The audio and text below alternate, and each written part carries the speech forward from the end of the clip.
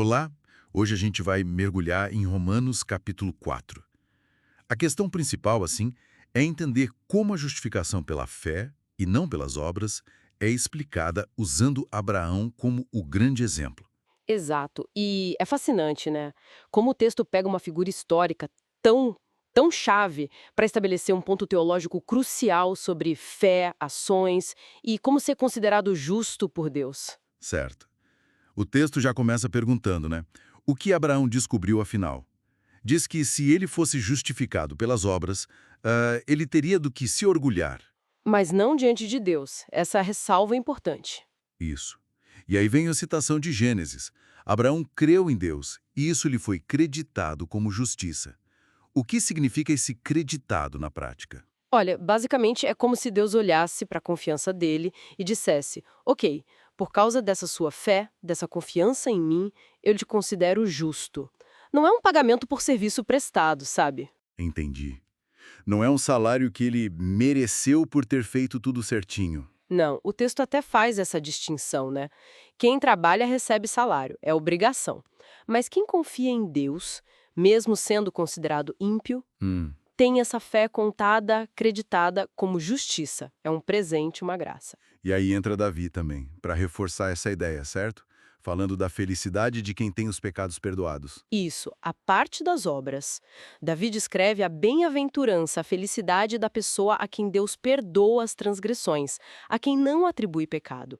Mais um ponto para a ideia da graça, do perdão que vem de Deus, não do mérito. E aqui a coisa fica, bom, muito interessante, eu acho. A pergunta sobre a circuncisão.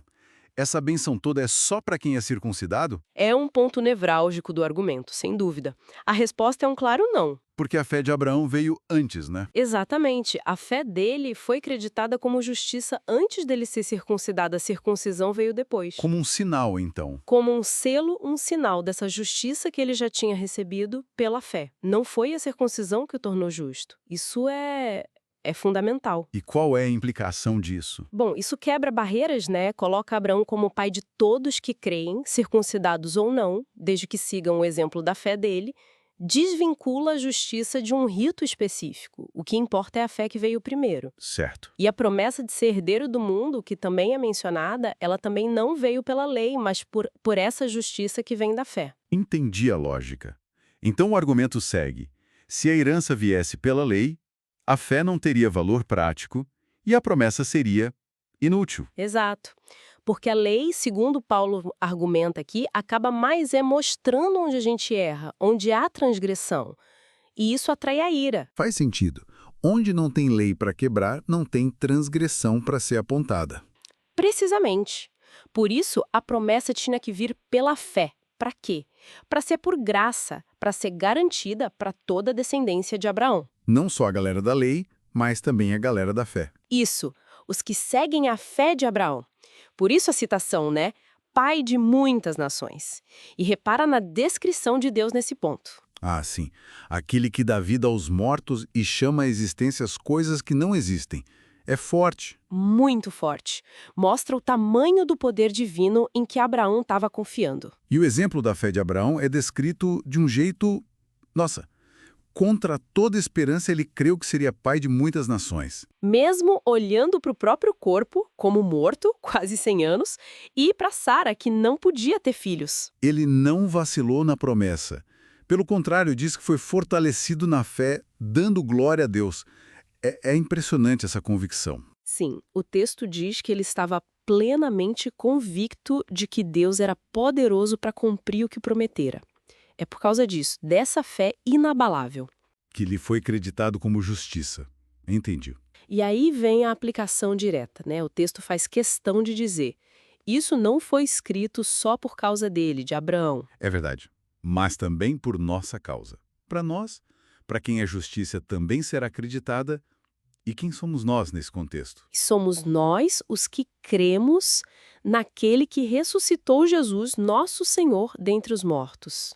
Aí está a ponte. A conexão direta com o cristianismo. Exato, o modelo de Abraão, que creu na promessa de vida vinda do impossível, se espelha na nossa fé na ressurreição de Jesus.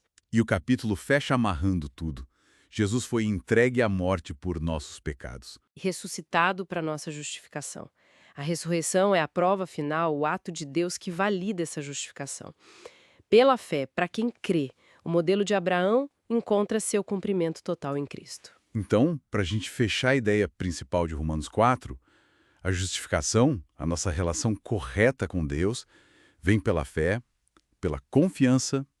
Abraão é o exemplo máximo disso no Antigo Testamento. E essa fé encontra seu ponto culminante, seu foco, na crença em Jesus e na sua ressurreição. Não é sobre cumprir regras ou rituais para merecer. É sobre confiar na promessa e no poder de Deus. Exatamente. E fica talvez uma reflexão, né? Se essa justiça é creditada pela fé, assim, de graça, independentemente do nosso desempenho ou de seguir rituais à risca, como é que isso pode mudar a forma como a gente se vê e como a gente vive a nossa espiritualidade no dia a dia? Uma boa pergunta para se pensar.